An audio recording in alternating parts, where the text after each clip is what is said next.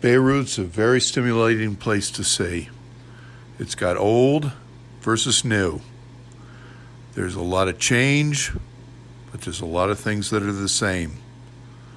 There are many things there that precede its war, and there's many amazing things that have arisen since that war.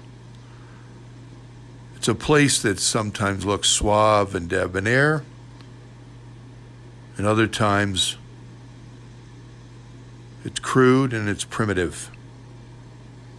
It's a place that can have a tremendous beauty, but it can be repulsive. It's exemplified by the stunning Four Seasons Hotel and the bombed-out Holiday Inn still standing there. There are amazing modern high-rises, and yet there are excavations of Phoenician ruins going on. You see religion everywhere, and yet it's a secular city. There are Christians of many different faiths and Muslims, and a lot of different things in between. Baalbek and the Bekaa, it's a must. Amazing, sprawling Roman ruins, followed by ruins from subsequent eras, but it's in various stages of restoration, but just the vast array of material is mind-blowing. The Bekaa is interesting to see, not aesthetically pleasing. Hezbollah is ultra-low profile. Of course, pay attention to the newspapers or however you get information. We also went over to Anjar and checked out the best preserved Umayyad site in the world. A sad fact of life are the scores of truly depressing Syrian refugee camps all over the place up here in the Bekaa, and these people are living under squalid conditions. Food is a really important reason to visit Lebanon. It is pretty amazing and pretty eclectic.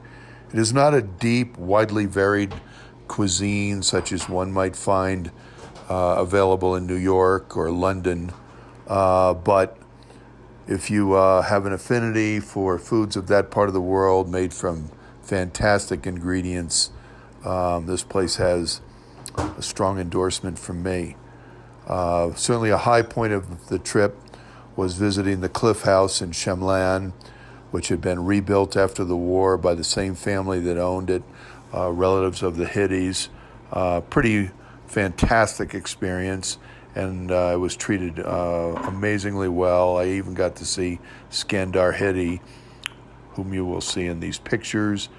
I've been to an amazing local bar down in Beirut called the Dragonfly. We went to wineries out in the Bekaa. We saw Arak storage. We had an amazing Thanksgiving dinner at Talet down in Beirut. It's a cooperative type restaurant that brings in a different chef from a small town in Lebanon every day, and then they roll out their classic traditional foods, and that's what we enjoyed. Certainly the most unusual Thanksgiving I've had in exactly 50 years. Naturally, there's great shawarma available in Beirut, and Barbar was certainly one of the more fun places to go do that. But there's more to talk about. AUB, in contrast, did not exhibit a lot of change. Yes, there were some amazing new additions to the campus that are quite impressive, an engineering building, building for business graduate students, modern architecture added right to the quad where we all went to school. But it was definitely an oasis of calm and beauty, although there were feral cats all over the place. It's still located on the Corniche. That beach is still there. It's fun seeing it. I spent time with Palestinian students that the Bing Scholarship has helped fund, and it was a very emotional moment for me. And there are some amazing kids And I think anybody who contributed to that scholarship in the past has a lot to be proud of. Adding Jordan to a trip is a no-brainer to go see some of the world's most amazing natural sights. Impossible to even explain this place. It's mostly carved in sandstones after accessing through a 1 kilometer long slot canyon. There are one amazing temple after another, an amphitheater, but this was not actually a Roman colony. It is a must-see. For aficionados of desert travel, Wadi Rum is top of the list. It is the place where The Martian was filmed along with Lawrence of Arabia, and as you can see from these images, it was based on merit that it was done that way. Not quite as easy as getting to Wadi Rum and Petra is a trip into the West Bank, but it's surprisingly easy to hire a cab or sign up with Green Olives Tours and go out into some of the major regional hubs of the West Bank. I selected Nablus, and I did it by just hiring a cab for a couple $100 for the whole day. Worked out great, people very friendly, food absolutely fantastic to sample, and I would highly recommend it, and I felt safe 100% of the time. This is Kanafi, the famous dessert of Nablus. Fresh, giant pie. And away it goes.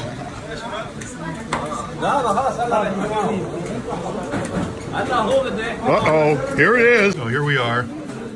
We're now trying the kanafi. And basically, it's simple.